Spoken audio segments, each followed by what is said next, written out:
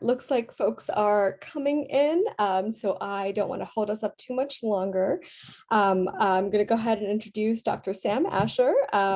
Sam Asher is Associate Professor of Economics and Public Policy at the Imperial College of London and is a co-founder of the Development Data Lab, which works to maximize the value of underutilized data for policymakers, civil society, and the private sector in India and beyond.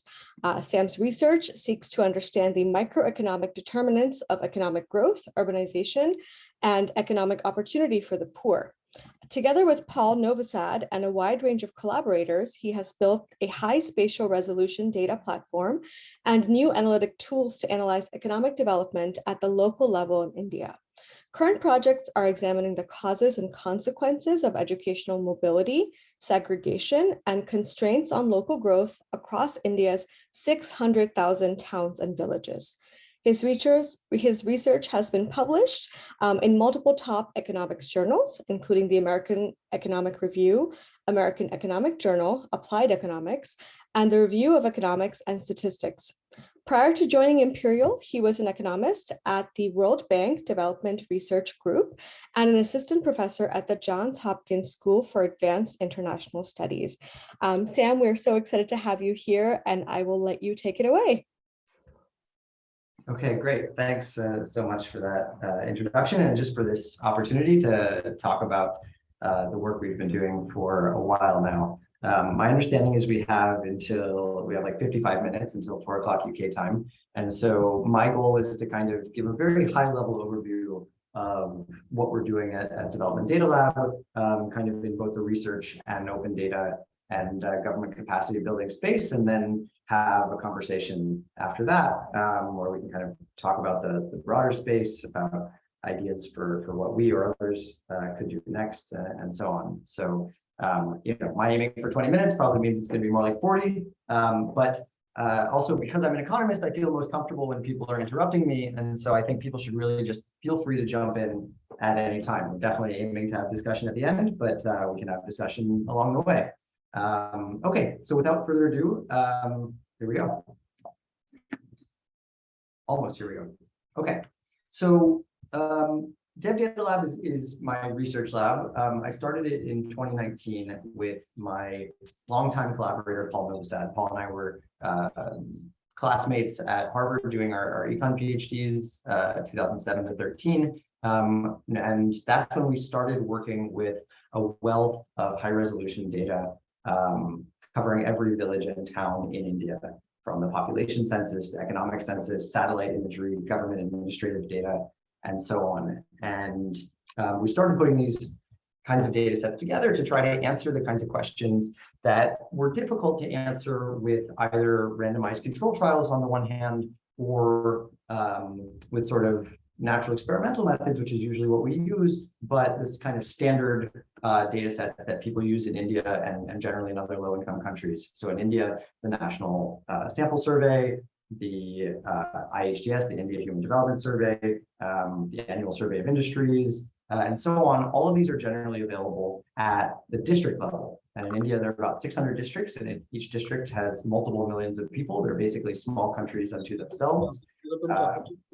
And so it's what we go for is going down to a much higher spatial resolution. In part, that gives you much more statistical power, but more than anything, it allows you to ask questions about what features of the economic environment really give people and firms and so on greater opportunities than others.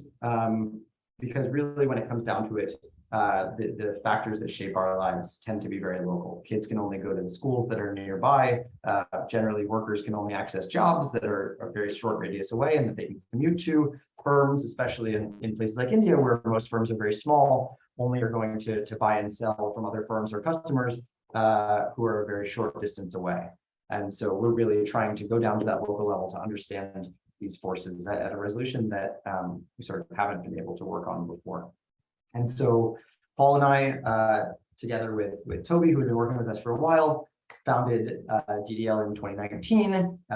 My advice to everybody is don't start an organization right before a global pandemic. It makes things quite challenging, but also there were a lot of opportunities, and we were able to kind of jump right in and do a lot of work as the pandemic hit India particularly hard. And so we've grown pretty fast. We're now, actually, this is a little outdated. So we have two new people who just joined this week, Hari and Eni. Our team is split between India, the US, and the UK. And we're particularly excited about growing in India. And so we basically are doing three different things. The first is we're doing the kind of research that we've been doing for about a decade now, but really trying to understand, as I said, those highly local factors that shape economic opportunity, that shape the opportunities faced by individuals, by firms. Part of that is understanding government service delivery. Part of that is understanding forces like agglomeration economies and what is it about places that make some of them so much more productive than others. India is a great place to work on this, partly because India is huge and contains, a sixth of humanity, partly because it's highly heterogeneous. And so from one village to the next, or from one town to the next, there are just huge differences in living standards and job opportunities, in health outcomes, and so on. And so the first and central thing that we do is we produce this high quality research. The second thing we do is we produce these big open data resources. So early on, we realized that there was just a huge amount of demand for the kinds of data that we had started putting together really just for our own research. And so when you get your hands on something like the population census, that's great. There's a lot that you can do there, but it's much more valuable once you marry it to, say, the economic census, which covers every business in the country, every economic establishment. And then there's even more that you can do with it when you match it up with GIS data, with satellite imagery, and you can start understanding about deforestation and night lights and other things like that, or you match it with administrative data covering, for example, India's rural roads program, which we've done a lot of work on. And so as we were putting all these together, and we were getting, our inboxes were just filling with people saying, hey, can we have access to this data or that data that you guys have put together? We realized that there was a lot of unmet demand here, particularly from two groups who generally have fewer resources and less time than we had. One is PhD students, and the second is researchers in India and other lower income and middle income countries, where they just don't have access to the kind of resources that people at elite Western universities have. But our philosophy is that when you make investments, they should only, in data, they should only have to be made once, and then everyone should be able to benefit from them. So we're really putting a lot out into the public domain, and I'll talk about what we're doing there. And then the third, and that's really scaling up now, is working with government to try to help them both produce data more effectively, to disseminate data more effectively, and to actually make better use of it, so to build analytical capacity within government as well. I should just say, I'm not monitoring the chat. So again, just take yourself off of mute and interrupt me if you want to say something at any point. Otherwise, I can check the chat when I stop talking. I can keep an eye on the chat for you, Sam. Perfect. Thank you. Okay, so a very high level, I think I already basically gave this description, but a high level description of what we do in terms of our research is we put together all of these new high resolution data sets that the world didn't really produce or have access to beforehand, in order to understand these local drivers of economic change. And so we've had different agendas within that broader remit. One has been on rural infrastructure and really trying to understand what drives rural growth, or actually, unfortunately, in the case of a bunch of our research, what fails to drive a whole lot of changes in rural economic activity or living standards. So we did a lot of work on India's rural roads program, and actually found that it didn't lead to very large changes in economic opportunities in the villages that got these paved roads for the first time. That was really contrary to what I expected. We did find that it boosted educational attainment for both boys and girls. So maybe there are some longer run changes that it might be bringing about, not necessarily in the places that are getting the roads, because one of the things that we often see in rural India and other places is that people who tend to get more education leave the villages and go find work opportunities elsewhere. Likewise, this more recent work on irrigation canals, we are finding that basically they greatly increase agricultural productivity, but really that gets absorbed by a large increase in population rather than changes in living standards or spillovers into other economic activities. Cities in the area that experience these gains in agricultural productivity end up growing more, but the rural areas that get them themselves kind of keep on doing the agriculture that they were doing before. A major new area of focus for us is urbanization. I think development has always been very closely linked with urbanization. There's no country that moved from lower income to middle income or middle income to higher income that didn't go through a large process of urbanization. And so really trying to understand what is it about the developing world's cities that are providing a lot of opportunities to many, but also that are failing to provide a lot of growth and opportunity to many, many more. We're also have a new agenda around gender norms and gender disparities in India, and I'll talk a little bit about that later. We've done work on the two-way relationship between politics and private sector activity. And then finally, during COVID, we did a lot of work on trying to understand what was happening and what would happen, particularly in India with the pandemic. So as I said, we understand development to be a very high resolution phenomenon. And that's really in contrast to a lot of how both research and policy making gets done. So in India, there are lots of programs that are targeted at the state level. For example, Uttarakhand has, you get tax breaks if you locate your business in that particular state, and other states have that. The central government has tried to kind of boost economic activity in states that have lagged behind. And likewise, at the district level, there are all sorts of backwards districts programs of one form or another that target schools to areas that have lower female literacy, or that provide incentives for firms to locate in districts that have low shares of manufacturing and so on. But what we argue in a lot of our work, it's not that these programs shouldn't necessarily exist, but rather that there are actually huge variation at the much more local level. So if you look, as we did for the first time when we generated village level poverty statistics out of some data that we had put together, collected by the Indian government called the Socioeconomic and Caste Census, we actually find that most variation in poverty rates are within districts rather than across districts. So it's not that there's not a lot of variation from a poor rural district in Bihar to a rich, more urban district in, say, Karnataka, but actually within districts, there's even more variation. That some villages are much richer than others within districts, and policymaking often is not kind of built to address that kind of variation, in part because oftentimes the government and researchers are lacking the kind of data that allow you to understand it. What we find within cities is that even within a city like Delhi, even when you're just focusing on children in poor families, there are huge differences in intergenerational mobility across neighborhoods. So really adjacent neighborhoods, just 100, 200 meters apart, can offer dramatically different opportunities for children. And that's very consistent with the work that Raj Chetty and other people are finding in the US and elsewhere. But again, it hasn't really been the focus of much research or policymaking in places like India. We find big disparities in public facilities across neighborhoods. And as I said, for a kid, it doesn't really matter. A kid growing up in one village, it doesn't really matter if there are good schools in the district. What matters is that there are good schools within a very short range that the kid can travel on a daily basis. And so what we've been trying to do is find the kinds of data sets that allow us to better study these phenomena at the very local level. One area that we're really pushing into is in understanding India's really striking gender disparities. And a lot of work has been done on this, but we think that a lot more can be done, particularly zooming down to kind of the geographic and other factors, geographic and community factors that are shaping these disparities. So sun preference, we know, is large and persistent in India, but it's been very hard to understand the causes when you're studying this at the national level. But when you start to zoom down to the local level, there's a lot more to understand. And different parts of India are on very different trends. So what you can see here is that rural and urban India are on very different trends, and that actually, like, urban areas, particularly in the north and west of the country, are kind of shot up. The gender disparities, this is the sex ratios, this is the share of young children who are male, that increased enormously in particularly the north and west of the country, started to level out. The south is on a very, very different trajectory, and we think that's covering up even huge heterogeneity within these regions.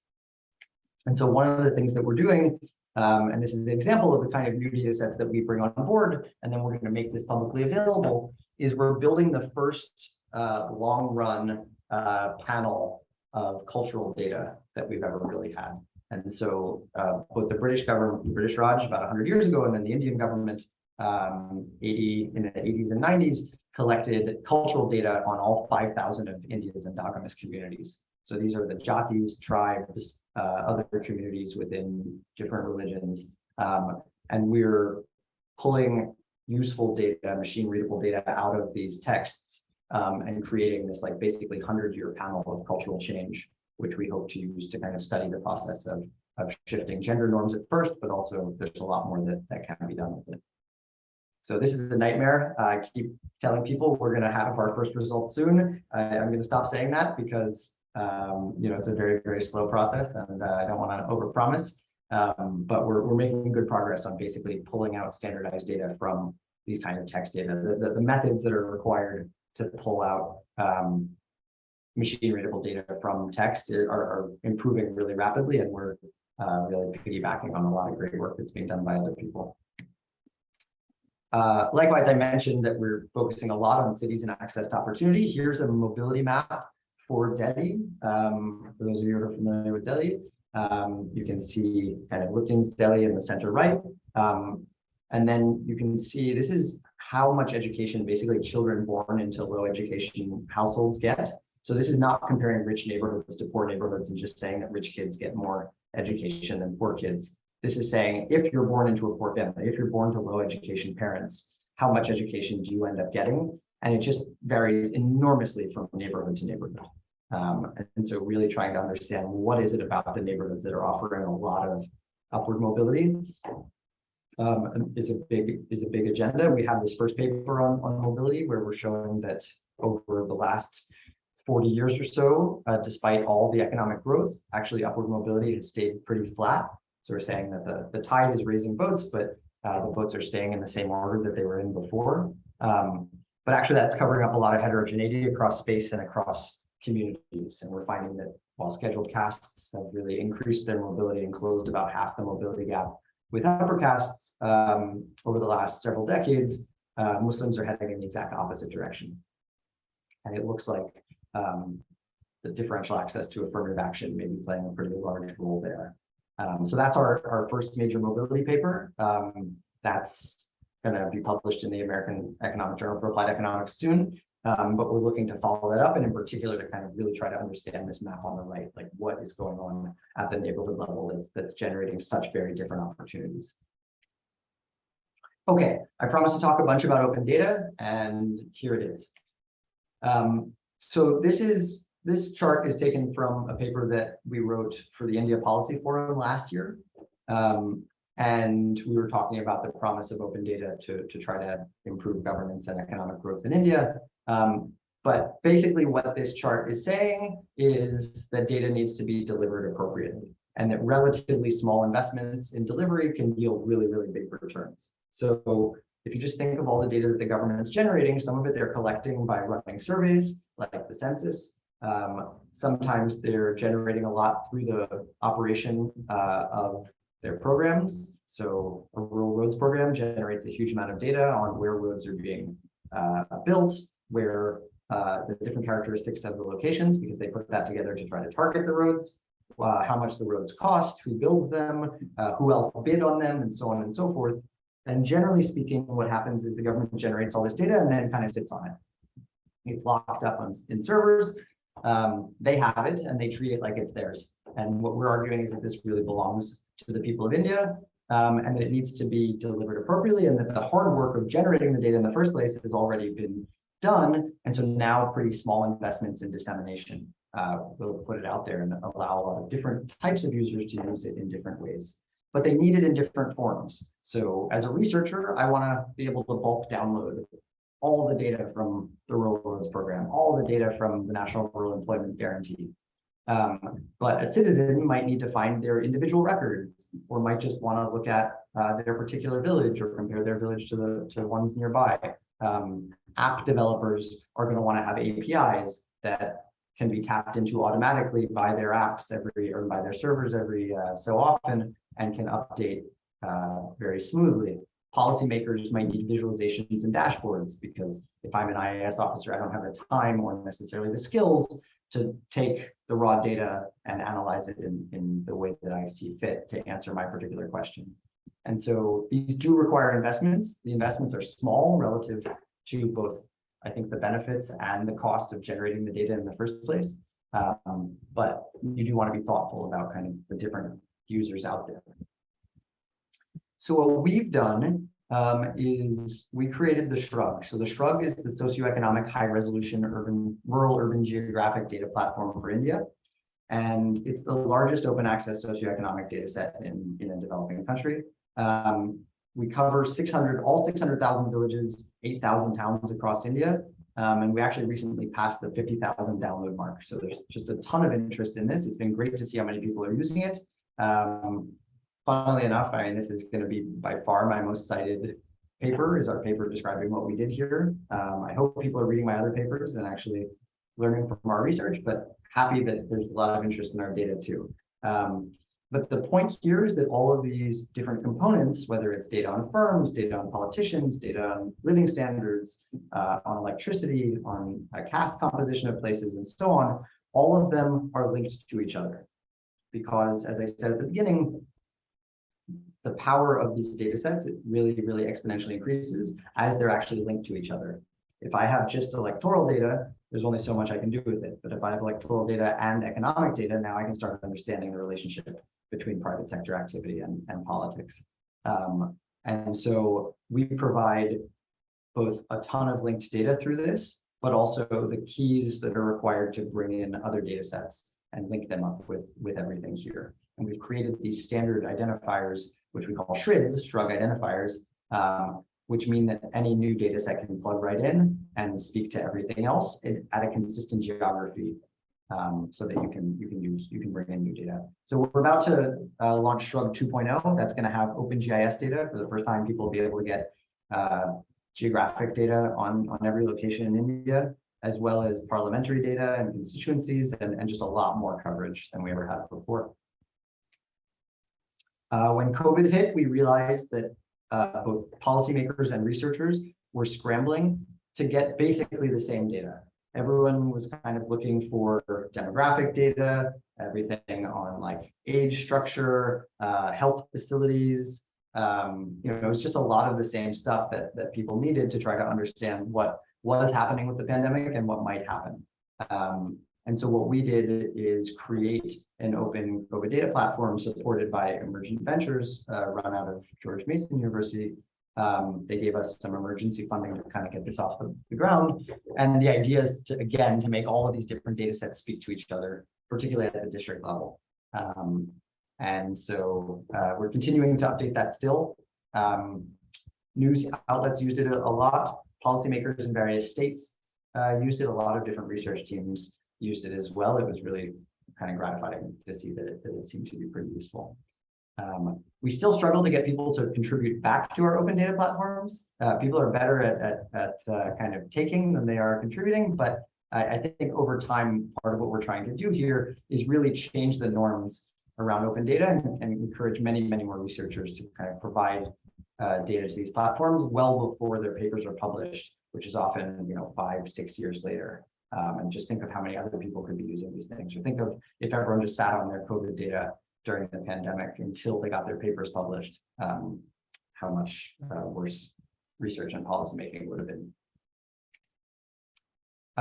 We've done a bunch of work on the judiciary, and what we decided to do here was actually, before the paper was out, put out the world's largest open judicial data set. So I should make clear that all of this kind of work is piggybacking on the fact that the government has made a lot of data ostensibly publicly available. So in this case, eCourts is the government's effort to put up data on every court case in India. But they do it in such a way that basically no one can use it. It's kind of useful for like a lawyer or an individual to click through and find their case, but it's not useful for anyone who wants to do any sort of analysis. And so what we did is we helped put it together and put it out there in a way that people could use. And a lot of judicial reform organizations, news outlets, researchers, and so on have been using this. Okay, so I talked about the research we're doing. I talked about the open data efforts. Very closely related to both is what we're trying to do to build government capacity to use data more effectively. So I should just start this section by saying, we consider ourselves very much in the evidence-based policy space. And if you think of what a lot of others are doing in evidence-based policy, The idea is, let's do research, let's find out what works and what doesn't, and help government kind of figure that out, and then invest much more in the things that work. So let's know what the impacts of deworming or of vaccine programs are, or whatever else, or specific ways of implementing them, and then help government kind of make prioritized investments that'll go a lot further than maybe what they were doing previously. And that's excellent. We actually think that a bunch of the evidence that policymakers need is often a little different from that. And that's guiding a bunch of the work that we're doing here. So while it's certainly true that they could use more evidence to prioritize where to put funds, oftentimes the decisions at a very high level are made politically, right? So in the US, like, tax policy is not particularly guided by economists who are saying these are the optimal taxes. It's kind of a political bargain between Republicans and Democrats. And likewise, how many funds are going to different types of programs are largely decided politically by the states and by the central government in India. But often what then happens is it's kicked down to the bureaucracy. That could be the Indian Administrative Service, that could be the state cadres, the state services, and they need to figure out how to implement things most effectively. So an example that I use is that, like, I'm probably not going to be able to shape the decision about how much money is being allocated to the Ministry of Health, but when the Ministry of Health is given a budget and is told to build another 1,000 health centers across India, those health centers can be targeted much more or less effectively. That's often the margin at which there's sort of discretion and the ability of evidence and researchers to potentially help guide decisions. And oftentimes the people who are making those kind of allocated decisions don't have the information at their fingertips to do so most effectively. It's not rocket science to say, okay, where should we put the next 100 health centers? I'm sure there are more and less effective places, but oftentimes these kinds of optimizations come down to pretty basic stuff. Where's the population? Where's particularly the poor population that's likely to use the government health centers? Where is their electricity so that these health centers actually have the kind of power that they need to keep the drugs in good shape and whatever else? Where's the road network that would allow them to sit in a central location? And maybe where's the private sector filling in relatively well for the public sector, and where's the public sector really needed most of all? And that kind of optimization actually just requires a whole bunch of data at the fingertips of the bureaucracy. And that data often don't exist, and that's what we're trying to kind of fill a hole in. So one major way that we've done that is through the Shrug data platform that we created, but still I think that's much more kind of targeted at researchers, and can only really use the data sets that the government has really kind of put out there in some form that we can download and clean up relatively easily. Another big effort, very much in the same spirit, is this partnership we have with GKII, and that's called NDAP. That's the National Data and Analytics Platform. And the idea of NDAP, again, following the kind of principles that I've been articulating so far, is that all of the data should be in a common schema, should be machine readable, it should be easy to find, it should be easy to find data sets, but it should also be easy to find variables. Oftentimes people don't care about what data set it comes from, but they need to know vaccinations. And maybe the vaccination rates will come from the NFHS, and maybe it'll come from the IHDS, and maybe it'll come from something else. People need to be able to find those variables relatively easily if they're going to do much of anything with it, particularly when it comes to like policymakers who don't have the kind of long time horizons and resources that the researchers often do. And so we're trying to make this platform as sort of streamlined and easy to use as possible for a wide range of different users. And I should just say that was a very high level overview of it. We're partway through building it. We're basically helping the government to oversee it and to make sure that the performance benchmarks are being met. We're not building it. That's being done by a talented tech company called OTSI. And it's live. Go check it out. There's a lot more data that we're trying to get on there. There's a lot that can be improved. We're taking feedback on it. So the more people who kind of are looking through it, using it, providing feedback, the better it's going to be. Okay, And then finally, how close did I get? Yeah, it's a good time to wrap up. Where are we going next? So a few different ideas. One is we are trying to put an emphasis on real-time data. So one of the challenges in the kind of work that we do is that a lot of the data in India is relatively stale. And assessments haven't been coming out with much frequency. There hasn't been a census in a long time, and it's not clear when the next round of the census will be conducted and disseminated. The economic census hasn't been done in a while, and so on and so forth. And so one of the things that people around the world are realizing is that actually the private sector ends up having a lot of data that can describe at a very high resolution and in real time what's kind of happening to the economy, that's happening to education, that's happening to health, and so on. And so we're exploring partnerships, and we're talking to kind of titans of the tech sector right now about it to build a real-time private sector data platform that would safely take a huge amount of data from different types of tech and financial companies and others, combine it in a way that makes it really useful, that allows policymaking to be based on it, that allows a lot of research to be done on it, but in a way that, of course, protects both the business interests of those companies, because they're not going to participate if it's a threat to them at all, as well as, of course, the privacy of the people on whom the data are based.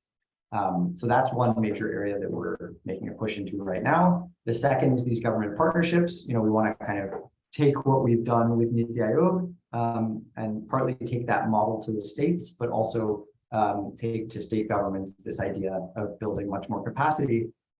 It's one thing to put together a lot of the data in a usable way for, say, state governments, but it's another thing to build the capacity within governments to actually use that effectively. And so we're exploring those kind of partnerships. The third is building on the gender data that I described earlier, building a high resolution open gender data platform covering all of these locations in India, and that will allow researchers to just much better understand the processes that are driving both India's really appalling gender disparities, but also to understand the progress that is being made in some places.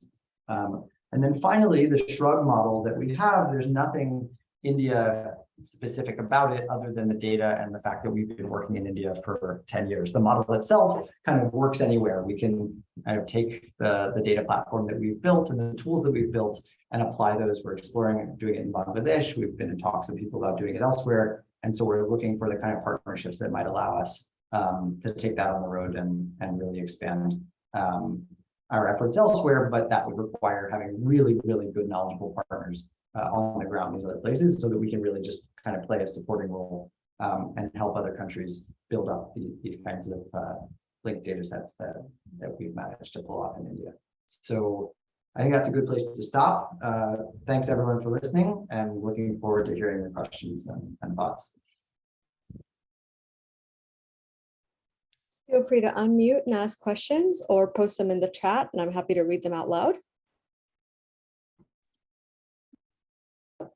Amita, go ahead. Sam, I'll start. So thank you very much for giving us really a wonderful introduction to all the work that you're doing with the Development Data Lab effort and Shrug.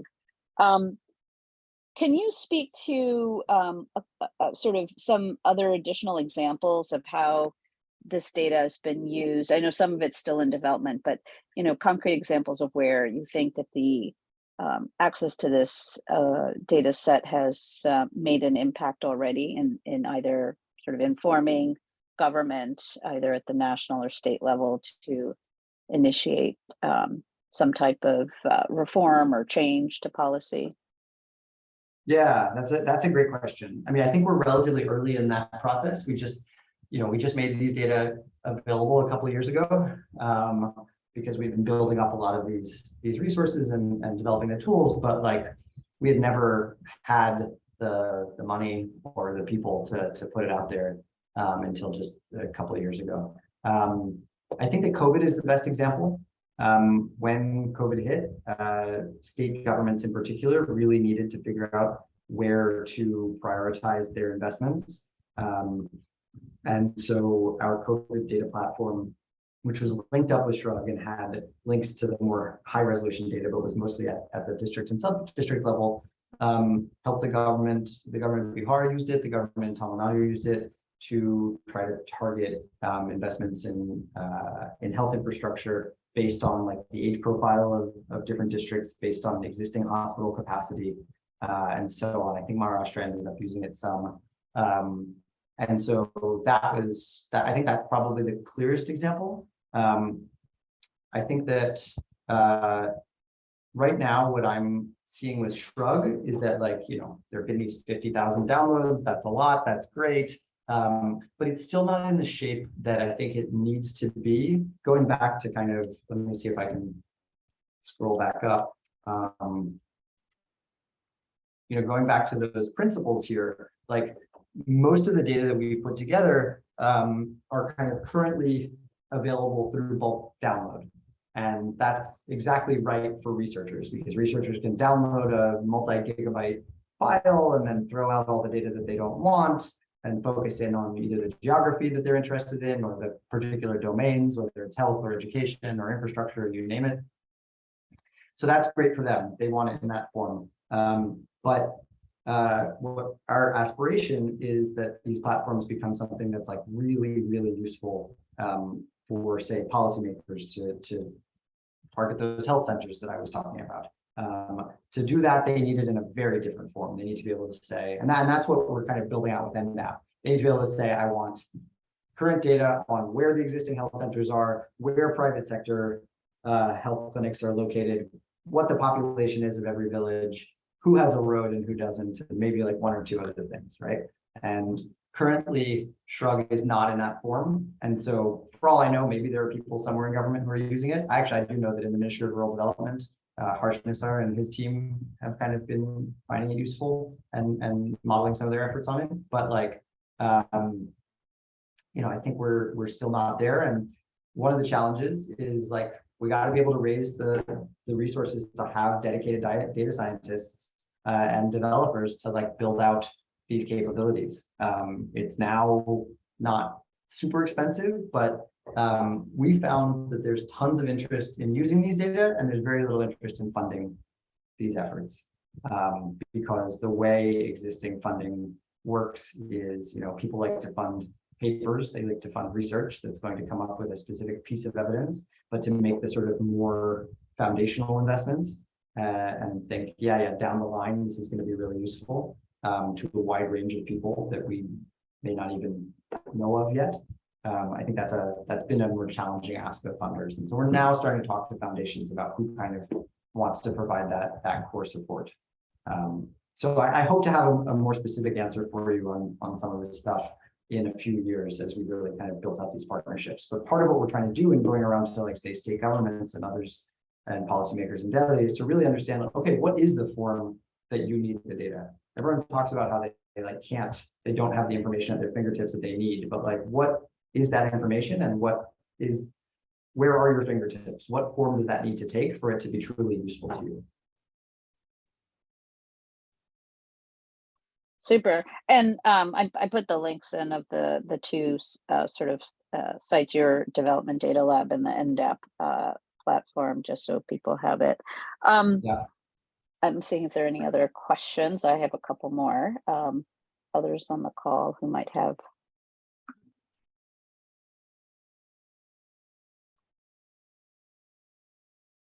Yeah, Natisha. Well, hi, Sam. Natisha. Yeah, thank you for the presentation. I was just curious to know that now that we have NDAP in place and there might have been a lot of standardization of database happening on the background, is there a possibility that the NDAP could influence how census collects data? Because it's impending and there are so many loopholes in just doing the household survey. So will it inform the census, the upcoming census in any way?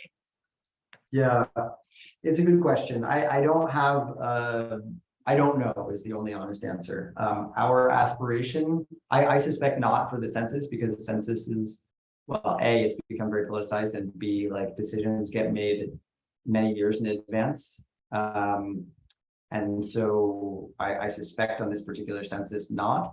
I think that our aspiration has always been that with NDAP, you build a really performant platform that people find really useful. And then the next stage is you basically use that to go to all of the agencies and ministries and schemes and so on and say, look, this is the way that you actually generate data in a way that makes it most digestible by a kind of platform like NDAP, and that allows people to actually make use of it. So something really basic, like just standard geographic identifiers, like the Indian government's come up with LGD, local government directory, and that is like for the first time supposed to be what everybody's using when they create geographically identified data. We'll see how long that takes to be used, but that's an example of how standardizing would make all of these data speak to each other much better, and certainly make it much more ingestible into NDAP. But I can go on for a long time about the challenges that that's going to face. There are a lot of different open data platform efforts going on by the Indian government right now, and at both the center and the states. I feel like on the one hand, it's great to let 1,000 flowers bloom, and these are all little laboratories and hopefully are learning from each other. But I've seen a lot of turf wars, and I've seen a lot of kind of efforts to derail other people's efforts. And so I'm not super optimistic about how quickly the sort of progress that's being made on these fronts are actually going to kind of make their way to other ministries, departments, and so on. Yeah, thank you. Thank you for that. So another question I have, Sam, because I don't see any others, so let me take in.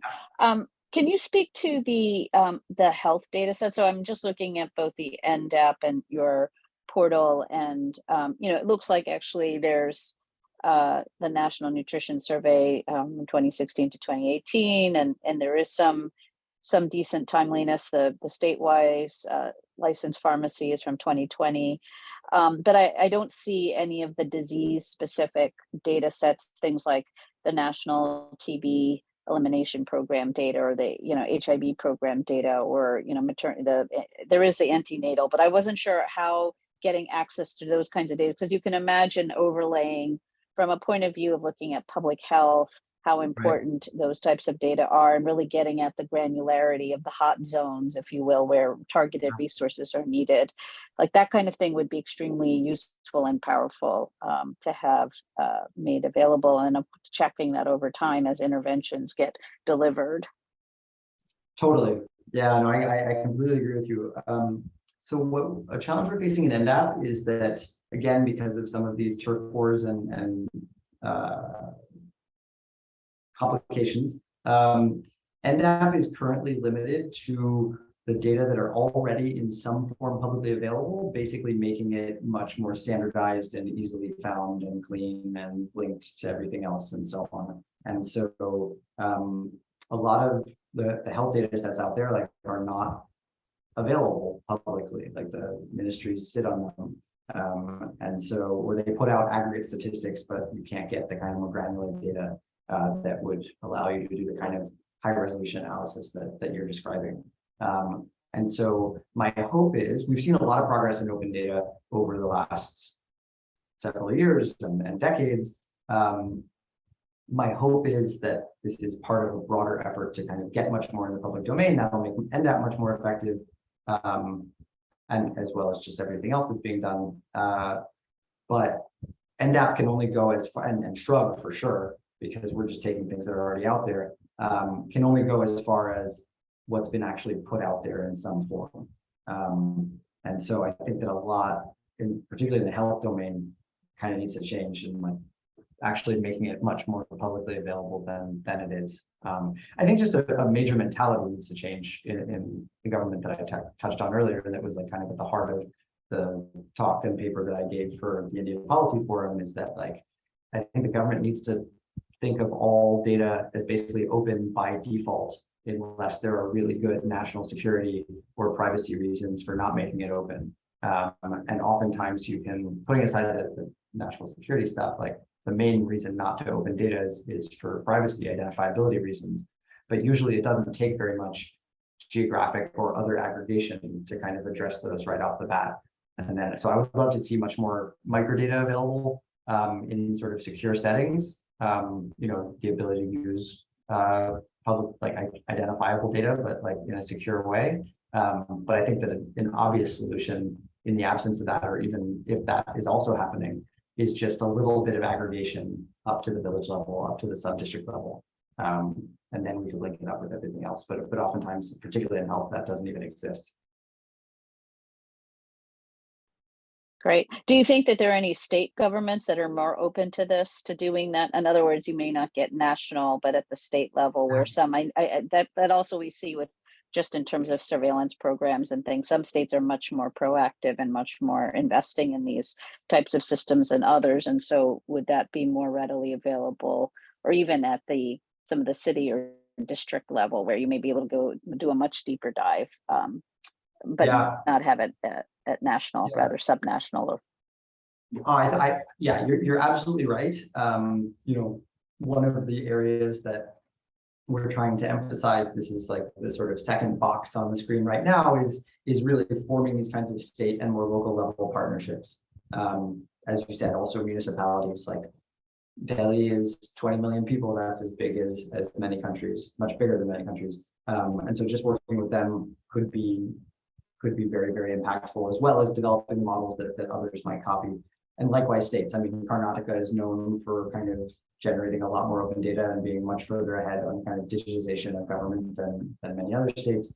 So one of the things that we're exploring is precisely like, are there good partners at the more local level that we can work with? And we've had some conversations, haven't gotten super far yet. Both NDAP and Shrug have been focused on the wealth of data that's available nationally, but I think the clear way to go is to go more locally. So I'd love to get your thoughts, actually, if you have any particular suggestions for either bureaucrats or states to look into where we might be able to build these partnerships. Like, I'm all ears at this point. Yeah, no, I'm happy to talk to you offline. There may be some particular groups that might be useful. We also have some people on the call. I don't want to put Rakesh Sarwal on the line, but he certainly has been in Niti Aayog and other luminary institutions, and if he has any thoughts about how to continue, because I think this is exactly what we want to see, and I think this is a model for the world to kind of say, how do you, the power of data, but how do you make it evidence informed to help policymakers, and you have a certain amount of resource. I mean, we need this for the United States, right? I mean, we're sort of doing this piecemeal, but that's kind of why CDC is getting revamped, to try to be able to be more nimble with its data, to share it and make it available for people to have at the state, local, and national level. But I'll be interested to hear. There are some organizations that we've been working with, whether it's sort of things like the Pune Knowledge Cluster or some of these other groups that might, they're looking at a city and trying to really map out all the sort of data sources, and we can put you in touch. You can explore if they would be willing, interested. It's interesting that Kerala, for example, if you think about some of the first COVID cases, the first monkeypox, like clearly they have a good public health surveillance system for some of these data to be detected. It's not likely that they're the first places where all these diseases are happening, but it's speaking more to the infrastructure that might be available for testing and detection. I know Tamil Nadu also has made some priorities on this front, but anybody else want to comment based on? Let me just say one quick thing while we're waiting for any other breaks to jump in, which is, I think as researchers, we're often focused on what isn't being done and what could be done better. But you brought up the US and the CDC, and the fact is that like what India is doing with NDAP and actually providing all of these data linked together is actually kind of one of a kind. Like, it's really leapfrogging. The US, like if you look at data.gov or data.gov.uk or these other places, like actually they've done a lot to make data publicly available. But it's still really hard to search, and it still doesn't speak to each other very well. It's still not linked in any sort of useful way most of the time. And so both, I think, in terms of the amount of program data that the Indian government has made more available, the government has made many data sets less available. The NSS is a great example of that. But in terms of the amount of administrative data that has been made more available, as well as the linkages and the ways that they're investing in disseminating it, like India is really breaking new ground here, and should be commended for it. Yeah, no, I think that's right, and I think it'll be really, really interesting. How much are you working with groups, like the MIT Parvati Labs and others, JPAL, I should say, and others that are sort of also, I think, have some of the similar goals, but maybe approaching it from different ways? Is there sort of now a plan to sort of, is World Bank or others trying to look at these ways to bring together different researchers and economists across the globe to really look at this and put more might behind the development and support of these types of efforts?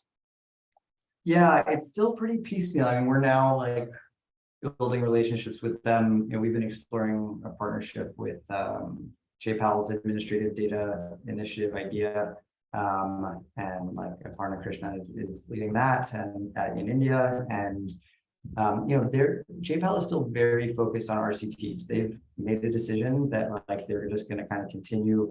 That basically there would be too much mission creep, I think, if they did a lot of work that didn't feed right into RCTs.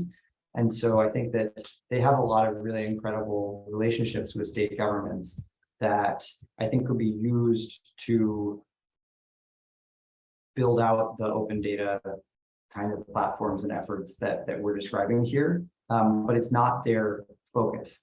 And so we're kind of talking to them about like, can we use their contacts, their relationships, some of their know-how with existing data sets, which they've been using largely in service of conducting RCTs. Like if you think of the work that Karthik Muralidharan and Sandeep Sutankar and Paul Niehaus have done, like it's often with a ton of administrative data, but the use of that administrative data is to support the research, the RCT kind of research, and then the policies that follow from it. And we think there's so much more that can be done with it. They understandably are not doing that. It's not their thing, but it is our thing. And so we're seeing whether kind of we can use the openings that they've created, the kind of comfort with working with researchers, the like existing ways of sharing data and so on, to kind of go beyond the RCTs that are being done right now by JPAL. The World Bank is, and the World Bank is always in a funny position in India, and it always kind of treads very carefully. It's much more kind of generally like following the ball than leading it, to mix metaphors terribly.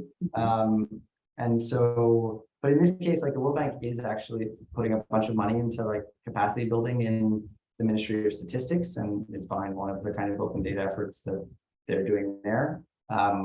But I know that that's hit some challenges, and I'm not really sure where that's at right now. But I would say that the general state of things is that efforts are highly fragmented across different groups. Terrific. That's really helpful to know.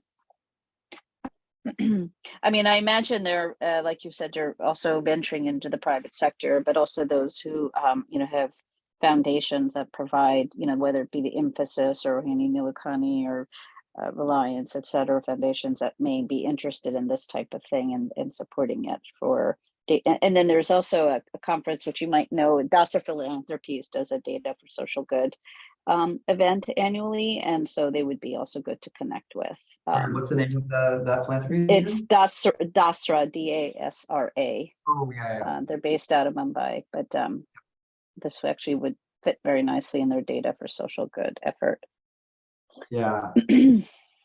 Yeah, we're just starting to build those kinds of relationships with, COVID made it very difficult. We couldn't kind of do the networking and things that we normally would have.